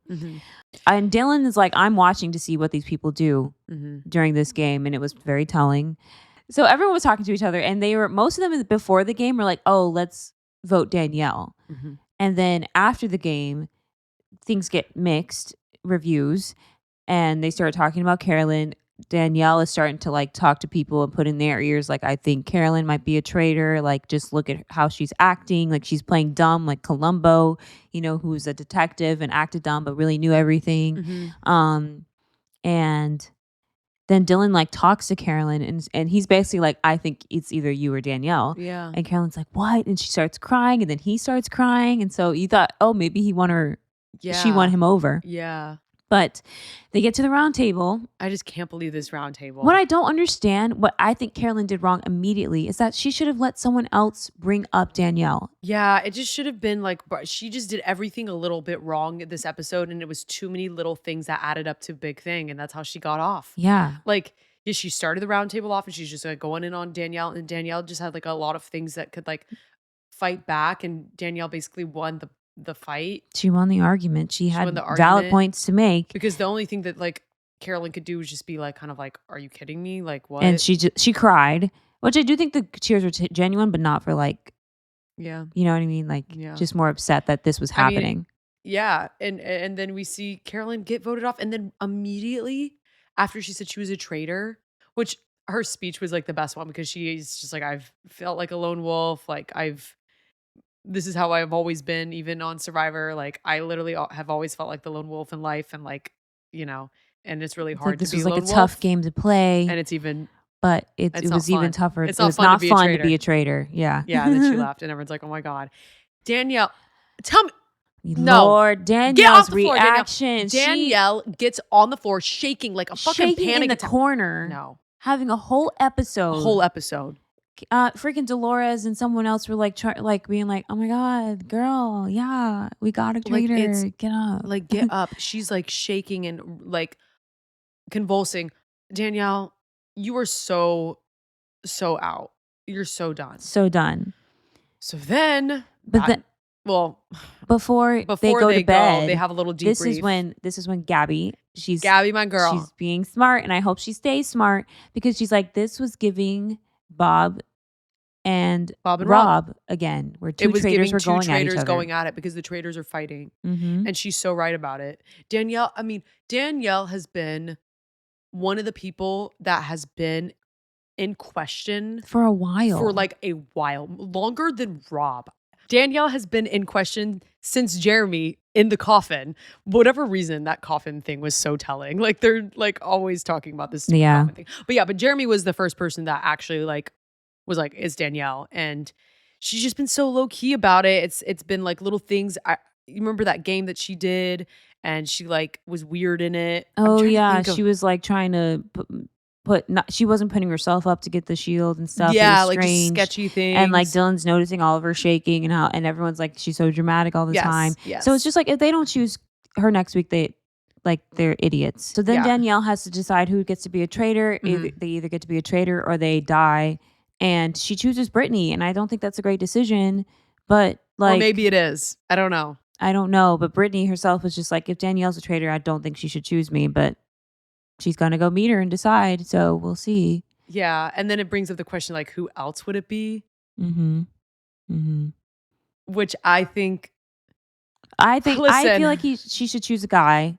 Yeah, I think a guy would be smart. I think picking Dylan is an obvious choice. I think people would think to pick Dylan because it's giving Peter Weber. It's giving like he was the leader of the pack in that thing, So it's like he's influential, but like he's definitely like someone of good morale. So I don't think he would actually take it, but I don't know. Because I don't know if he'd want to die. Ivor would like not be a good move. Tom Sandoval, I think, would be a great move and just great TV. Like, I would love it, but like I just don't know if he can keep a secret, if he can really be stone-faced, But that would be so funny. In the heat of the moment. It would be hilarious. Yeah. But also, I don't know if he would want to work, if he would work well. Yeah. Well, I obviously think Brittany's going to say yes to being a traitor. But honestly, she just might end up being like a scapegoat. Well, no. I think they have to go for Danielle next thing. I mean, if Dylan's smart, he'll continue on the route that he's on. And And I think in question, like it definitely is. Danielle is going to be next up for sure. Mm-hmm. Because the only other person that was voted was Tom and Dolores, and that was their own side story that made no sense. Them picking each other was so funny. I was like, in what world are they in? They think they have this whole like their own side beef. plot. They have this own beef going on between the two of them. Like it is so funny. I'm like, okay, just let those kids do whatever they want over there. Let it go. Oh, and the last thing is that there's going to be like some sort of seer thing where they decide, or someone gets the opportunity to like ask a direct question maybe and ask if they're a traitor. I don't know what it is. I want to know more about this, but I guess we'll find out about that next episode. New component is being thrown at us, which will be interesting. I don't know how they're going to choose that. I don't know if the traitor chooses it. I don't know what's going to happen with that. But I mean, we're nearing the end. It's been going for a while. This has been a really interesting season of the Traitors. Definitely our most different one. We've never seen the Traitors go in on each other as much. Yeah. Like the only time I was thinking, I was like, oh my gosh, when like Phaedra like voted for Pavarti, or they like kind of went off at each other in one round table. I was like, oh my gosh, that's so tea. But like this one is like crazy. Yeah. But I think the faithfuls might win this time. I mean, yeah, I think so too. Because the Traitors are not doing well. Yeah. They're putting out fire after fire. Yeah. All right. The last thing we're going to talk about is Love is Blind, Minnesota, where everyone looks the same. Everyone. Big takeaway is that literally everyone looks the exact same. Like 4 of the dudes, they're just all white guys with like sandy brown hair, sandy blonde. Yeah. And the only with a little swoop. The only thing that differentiates it is one guy has longer hair. Yeah, literally. But like he had that hairstyle, he said, before he even grew the hair out. And then one light-skinned man. But there's another guy. They showed him for like a split second and then nothing came of it. Yeah, there was also some Asian representation and we didn't get any of that. Really? Yeah, there's an Asian woman. Yep. Wow. Just didn't even get her story at all. Like they start the season off by saying, this is the biggest cast we've ever had. And then they don't even show half of them. I know. I mean, what? I get it. It's time's sake. Like maybe like that woman didn't have stories. She didn't have a connection, whatever it is. So like, I understand that part of it, but like, could we have been a little more diverse with the casting in Minnesota? I don't know. Maybe not. Maybe they tried their best. Maybe that's just telling you what it's like in Minnesota. So I would never want to be there. No. That's terrifying. No. So anyways, all the men look the same. All the women. Also, all the women are very tall. A lot of them are tall women. It's a lot. Like, I mean, it's kind of like the same essence of a woman too. It's like a lot of blonde hair and dirty blonde hair. So, it's kind of like the same thing. So, which has made it a little bit harder to get the names. I'm going to be really rusty with the names, but we'll get through it. Yeah, I wrote them all down. So that's the only reason I'll kind of know what's going on. Nick Lachey's back on my screen. It's a good time to be alive. Vanessa looks great. I don't know what she's been doing, but she has this glow about her. Maybe she's been doing some Korean skincare. I don't know. She just looks like very vibrant and very happy to be back. And you know what? I'm happy for them to be back on my screen. I'm not going to lie. So their presence on the show was so random, but they essentially did the same setup as last season where like the first episodes that they like load out are all in the pods. But it was 6 of them. Which feels really too much time in the pods. It feels like a little too much time in the pods for me. I don't know. What do you think? I just feel like it's too much. I just think they shouldn't have done 6 episodes of it. They could have condensed this down to 3 or 4. Like, I get it. They want to show the triangles. Yeah. But like, what is she doing over here? Lulu is Guys, I'm so sorry. Lulu is very present in this episode. If you've been watching the episode, you've seen her multiple times. Yep, there she goes. All right, baby girl, where are you going now? To make home today. She just really wants to be seen today. She wants it to be known that she has a presence. Sit down, Lulu. Okay, please don't mess with the soundboard, Lulu. Yeah, the soundboard is very... You can watch it, but that's it. Okay. All right. Anyway. Just let her be. So... It was a long time and in it was the pods. So strange how like they showed a proposal on the end of episode 2. Or a meeting. Or yeah. Was it the meeting? I don't even know. But then they didn't show anything else until the very last episode that everyone else got engaged. They kind of just do one storyline. So like that first storyline of the guy with the long hair and the girl, you're going to have to tell me their names. Oh shit. You don't have their names? They're the one couple I didn't write their names down. Because they're like, there's always so quickly. I was like, okay. There's always one couple that is like deemed to be like the couple that has no problems and has like the strongest connection, and they usually show that couple getting engaged first, and that's the couple, the guy with the longer hair. Monica and Joey. They have the friends' names. Yeah, Monica and Joey. That's the reference that we made. Another Monica here. Yeah. Hopefully there's no sleep test involved this year. Oh my God.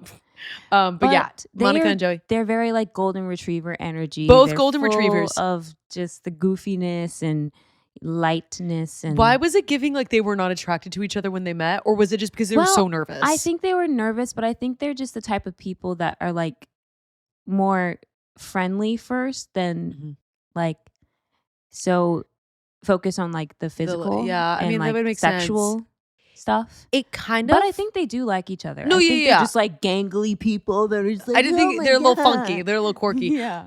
But I found their entrance to be very cute. I thought it was cute too. I just was like, we're not kissing. But anyways, they did kiss at the end. I think they kissed at the end. And they were like, oh my God, that was the best kiss ever. So cute. It was cute. It was cute. I just an overlaying like thought I'd like to say is that I feel like this show has evolved, as we know. And I feel like a lot of people are saying, instead of being like an engagement, a lot of phrasing has been said like, I want to go to the next. I want to go to the next step. So it's almost like knowing that you might not get married, but they just are wanting to progress to the next phase, which is the honeymoon retreat thing. And the proposals in turn have been kind of on the weird side. Kind of season. Weird the way they question. Even very nonchalantly, just kind of. Joey guy even said it weirdly, like just kind of like out of the blue, kind of just like, well, I guess we should just. Would you be my wife? Will you marry me?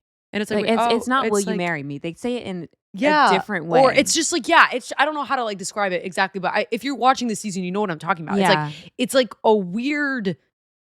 It's weird. It's weird. It's different. It's giving like, like on TV, they're not allowed to say like the actual vows because yes, they have to change it. Yes. It's giving that. It's giving like, don't say marriage proposal. Like it's like there's like keywords you can't say. Like that's what it's giving, but I know it's not because it's just I don't know. It's something's weird. Something's a little off with the proposals. I think everyone knows that like half these couples aren't going to actually get married. So maybe it's just kind of like I'm thinking it as it's going to the next step. I guess let's just get into. I'll start with like the couples that have no issues. I mean, no extra people, I should say. Sure. Let's get into the. So first, Ben. Ben is the guy who he's like a Christian. He like stays out of politics, has no opinions. And apparently he was the one that people were talking about on TikTok before the season aired. Speculations. Where he isn't good to women and just treats them badly and like was talking about the show after he got off to people and saying what happened. So I have just been looking at him like. We're waiting for that one. Just what do you call that? One eye open. One eye open. I mean, the way that who's his partner? Is speaking to Sarah, and Sarah seems like a great girl. It's really hard because Sarah's a granola girl, so I'm just like, oh, this is a weird pairing. She's a granola girl. What do you mean? Like a granola girl? I mean, they're all granola girls. No, but she's definitely on the highest spectrum of granola.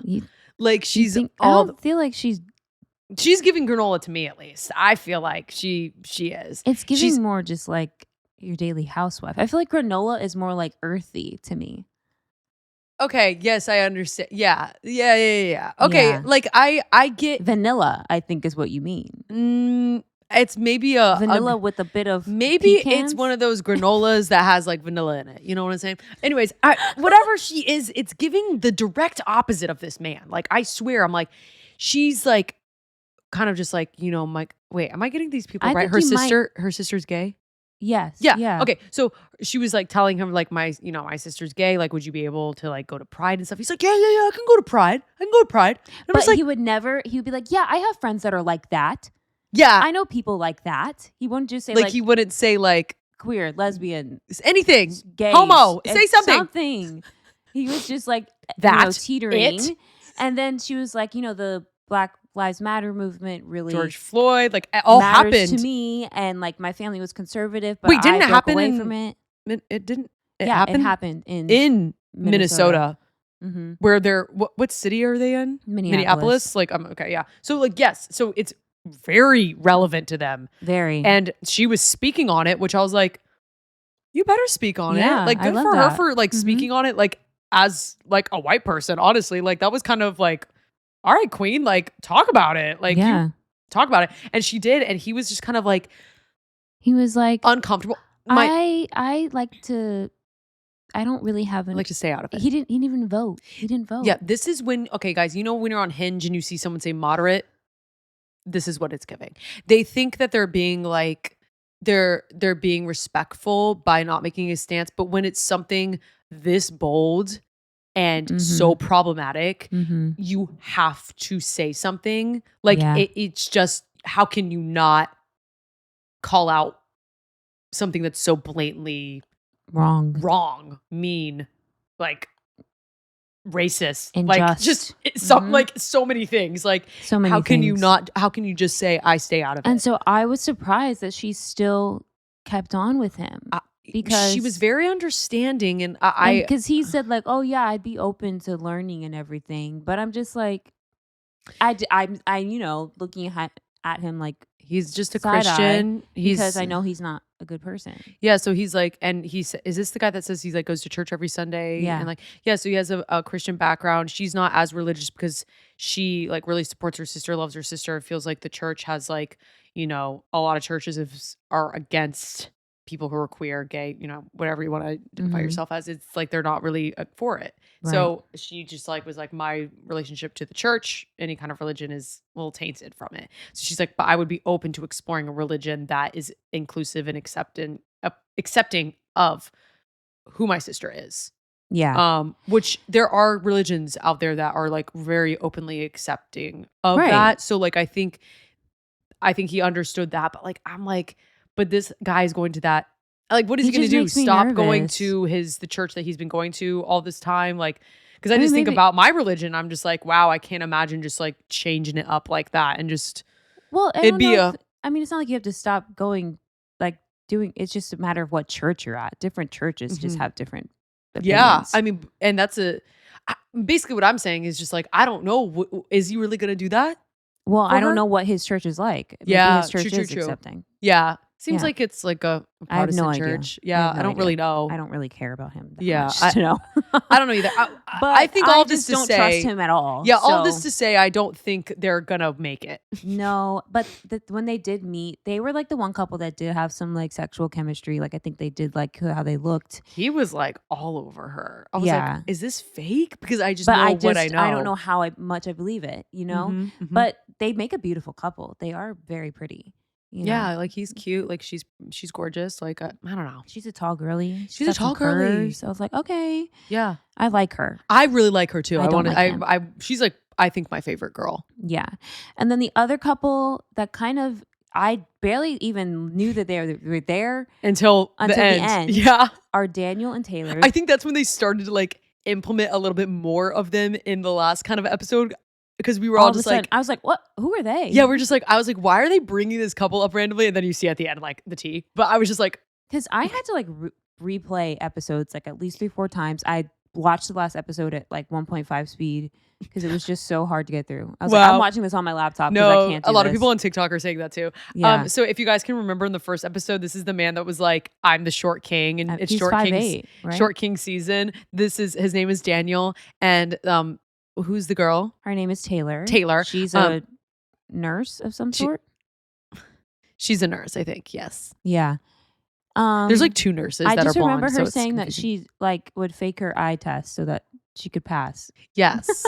Yes. I'm like, okay, nurse doing that. Yeah. She's not blonde though. She's like one of our only brunettes. So they are each other's only connection. They're like connecting on really like niche things, I guess I could say, like Christmas, the Christmas card that he does, and she like loves Christmas like crazy. I felt like that was a little weird, but there was like some other things. He loves Christmas. I saw the Instagram photos, and he has a lot of crazy Christmas photos. I'm like, okay, guys, weird things to like be like, I like Christmas. So do I. Oh my gosh, we're meant to be there. Okay, everyone likes Christmas. Everyone's getting gifts. Of course, you're gonna like Christmas. Like, what the fuck? But there was like other things that they like connected on, like some middle name. I don't know. So, like their dad has or something like that. Someone has the same. Someone has the same name. There's like other things that were just like very just like, oh, they linked up on a lot of things. I don't know why I'm just thinking of the Christmas one because I thought that was the stupid one, so that's the one I remember. But there was actual things that like it's also because they decide to get engaged. Yes. And they meet, and it seems pretty good. You know, he is just a little bit taller than her, and she was wearing heels. So just like a slight bit taller. Yeah, he was taller than her. So like, without heels, it's fine. But I was just like, honestly, with Joey and Kelsey? Monica, they were like same height with Monica her was heels. almost a little taller. Yeah, I was like, so. But for them, I think it works because he's a little. Yeah.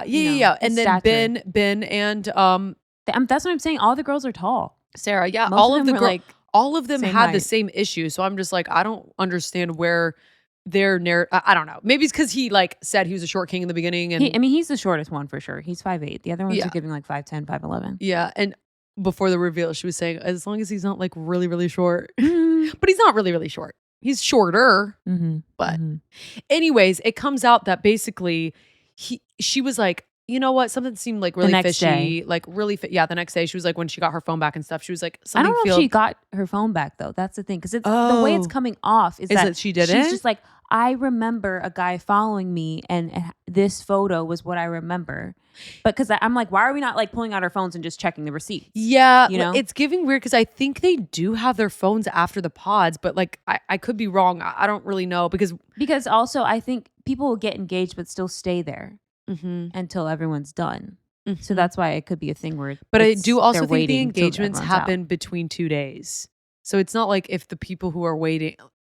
I mean, I don't know how the editing is. But I don't really know. They make it seem like people are still in the place while. Oh, the editing is all off. Right. Like they all get engaged within 2 days. I think I like saw that somewhere. Like that's for sure. Okay. But the editing is just all over the place to give us a storyline. But yeah. Anyway, either way, it's like Taylor's just like, I remember seeing a guy follow me, and he had this picture of him with a drink sitting next to a Christmas tree and like legs crossed. And I swear it's this guy, Daniel. I feel like he knows who I am because he followed me and then he unfollowed me. I never followed him back or anything like that.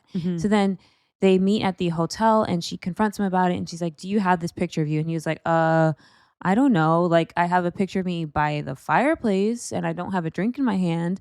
And I saw on TikTok, someone pulled up the photos and it's true. Like, there isn't that exact picture that she's envisioning doesn't exist, but there's stuff similar to it.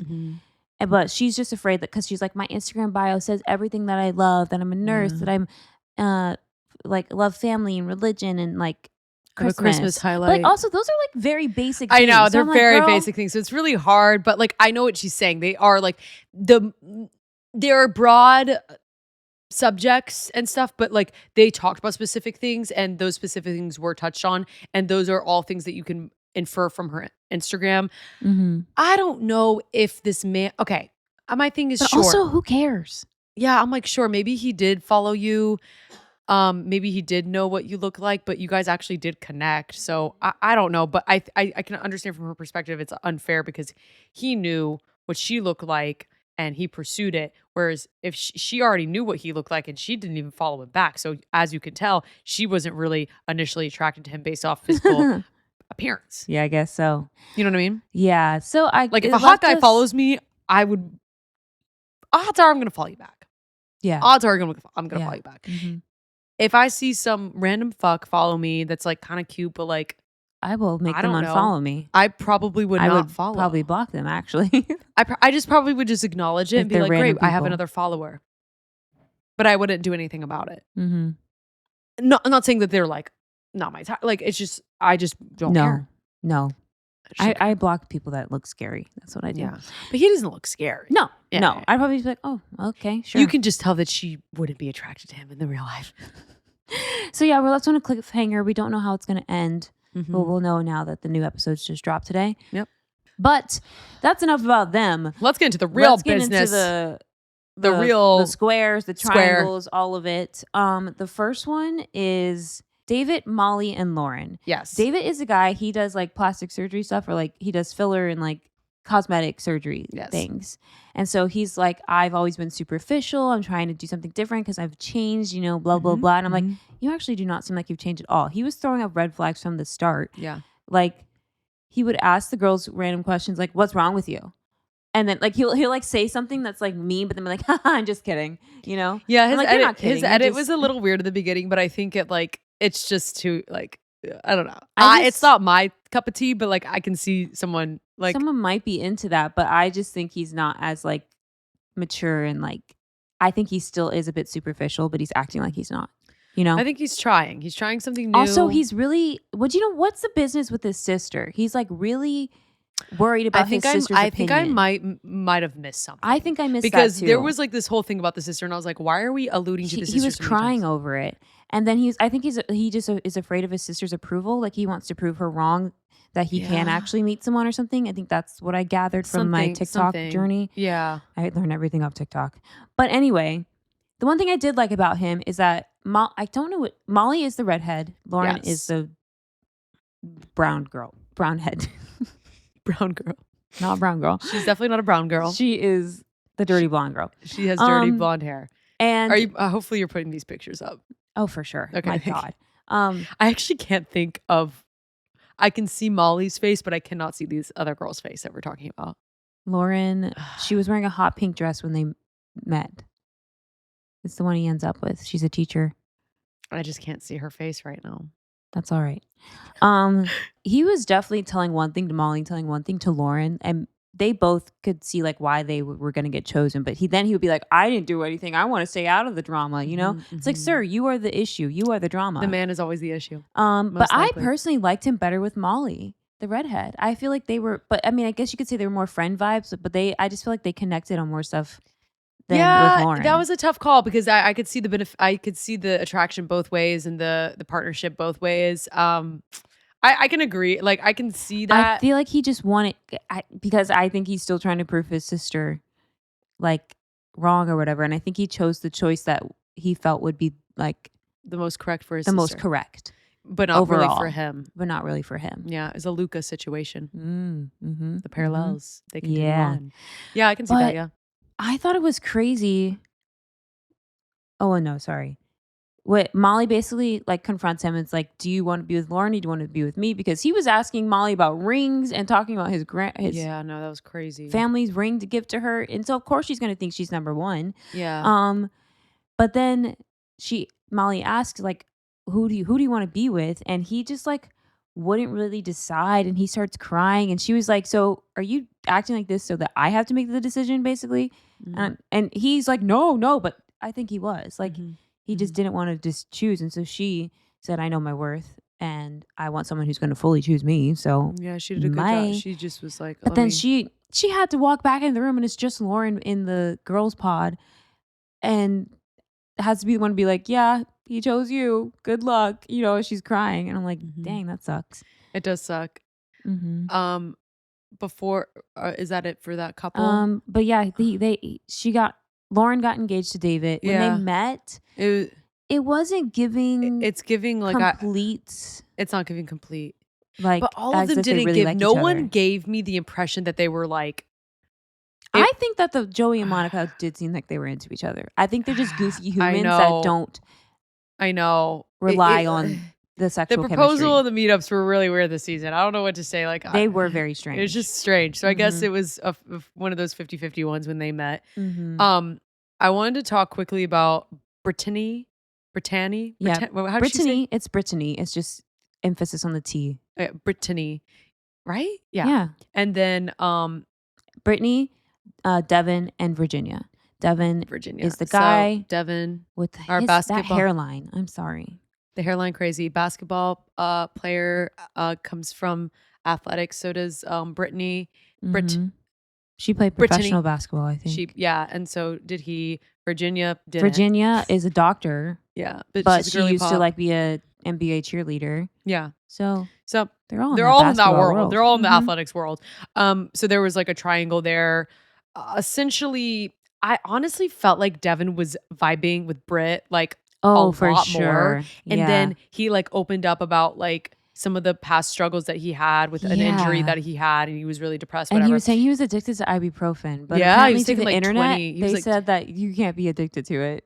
You just he just took a lot. He like took 20 a day. But you have to wonder, like, was it ibuprofen that you were taking or something else? Yeah. Anyways, he was taking stuff, and his morale was low, and he was telling Brittany, and he was like crying, and Brittany was crying, and he shared something really big, and then she was like, I'm gonna share something with you, and I have dated women before, and like before coming onto this, like I dated a woman that I thought was like really serious, but it, like went over, and you could just see. But boom, he switched so quick. because he was like, I've dated women, but I don't see myself marrying a woman. Yeah. And personally, I'm like, maybe you have some things you need to figure out. Yeah, because it was really funny. The next day, she broke up with him, and I think she could tell the switch up. And I also was just like, this was weird because, like, were you ever into him? Because she just like switched up the next day. She like dressed as a lesbian, went in there and broke up with him. I was literally like, what is happening? Did you see her outfit like the next day? It was so funny. She was like in a pantsuit. I was like, the way that we went straight like gay. Oh my God. Like it was so funny. Dying.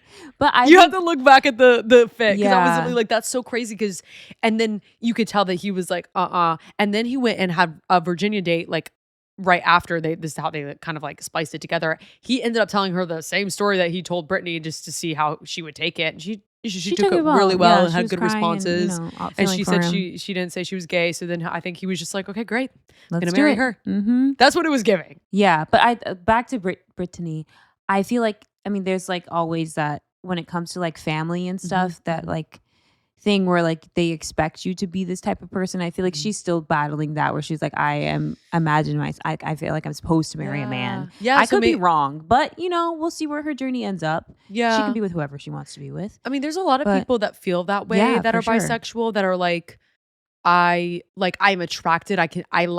I can hook up with the same sex and like be fine and go on dates with them. But like I, in the long run, don't feel like I'm going to end up with a same sex as me.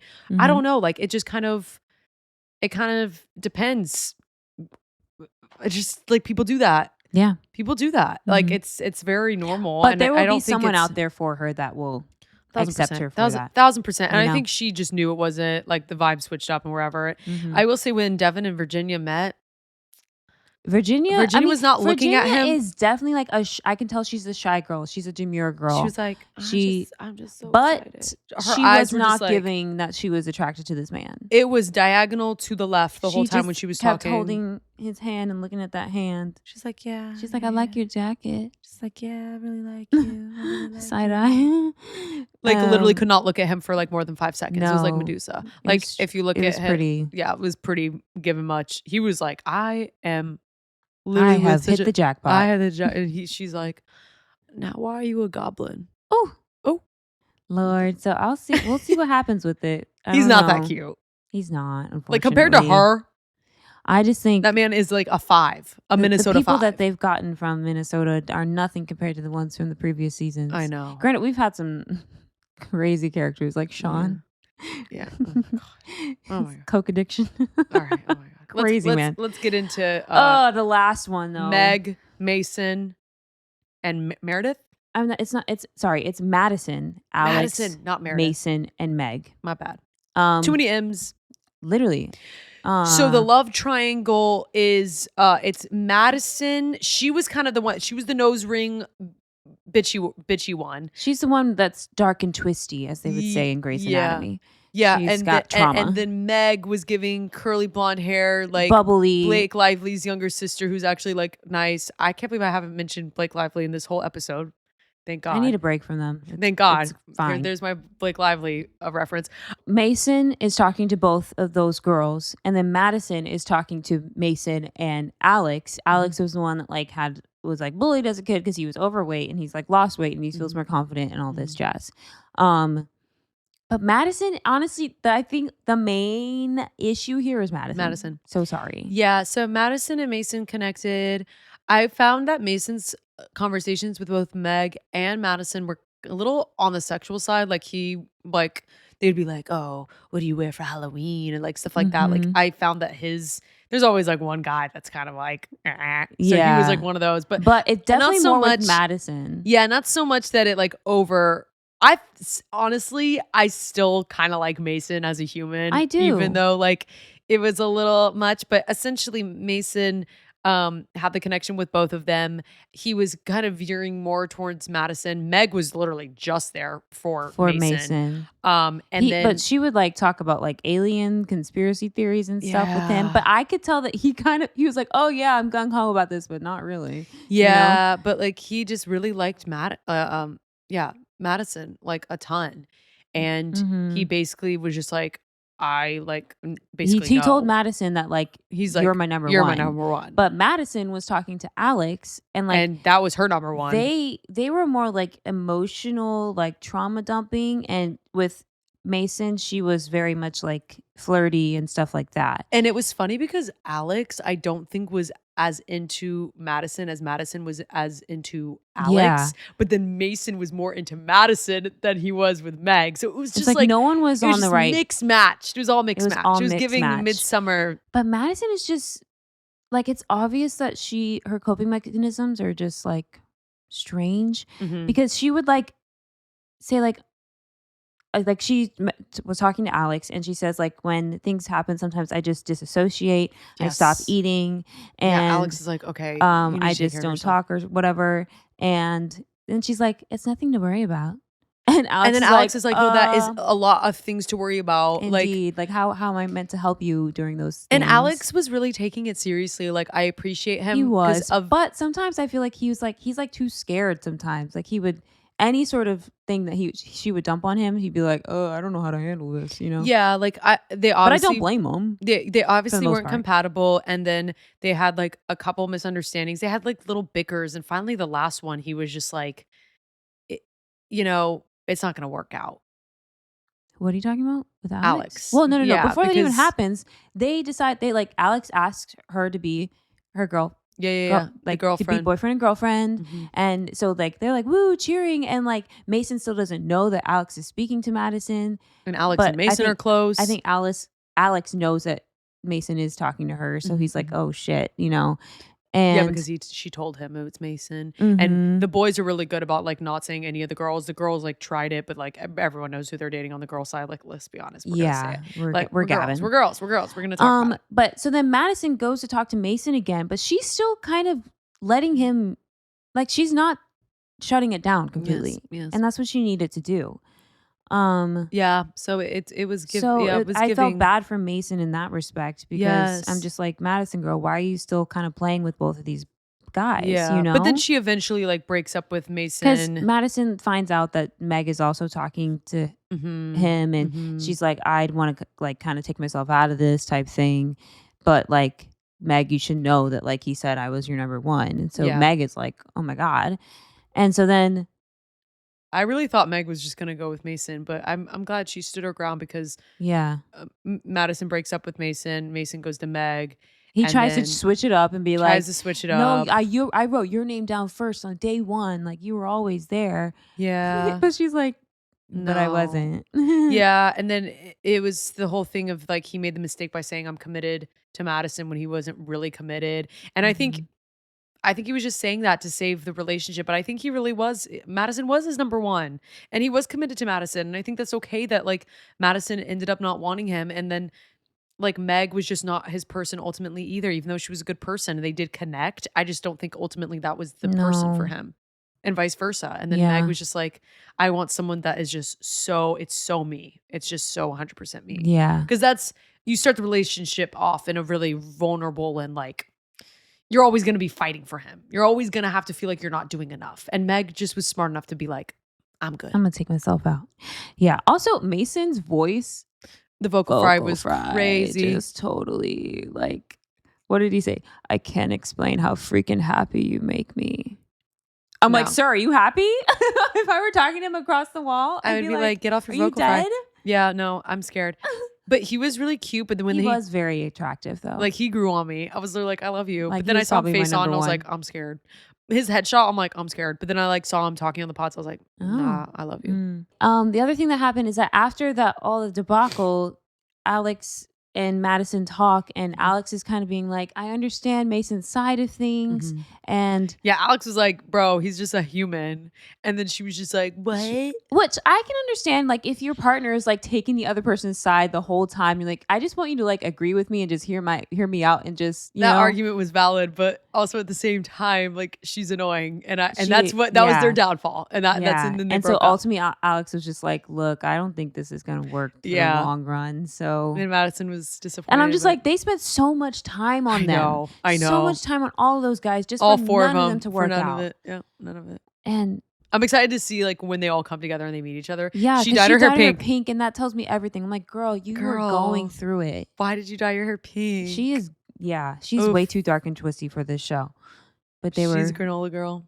They were enamored by it, you know? Anyways, yeah, I'm excited to see. So the next step now is the honeymoon phase. They're going to go on their trip, meet the other couples. And then we'll see who stays together. Yeah, there's a lot of talk about like people having sex and stuff. A lot of sex convos. Other couples that weren't. And I don't know. I don't know either. We'll find out. But I can't wait to sit down and just watch some TV. Yeah, I do love a little binge. A little bit of Severance, a little White Lotus. I haven't cracked that open yet. White Lotus. Oh.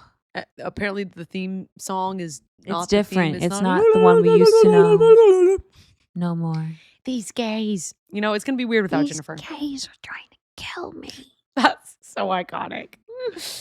That was a lot of stuff to get through, guys. I hope you lasted. I hope you lasted. I hope you stayed. And if you did, congratulations. You made it to And the you know end what? of the I forgot to say this at the top of the episode, but this was our 50th episode today. We've hit our 50 episode mile mark. Wow. So big 50. Thanks for sticking with us, guys. Hopefully by 100, we will actually be getting some traction and maybe some money. And maybe some of that money, honey. A sponsor. A sponsor, perhaps. Too. HelloFresh. BetterHelp. BetterHelp. Any of those will do. Even Factor. Even though we could do that. we could. Yeah. All right, guys. We'll see you next week. Remember, share the pod, like the pod, promote the pod. Comment, subscribe, and we will see you next time. Okay.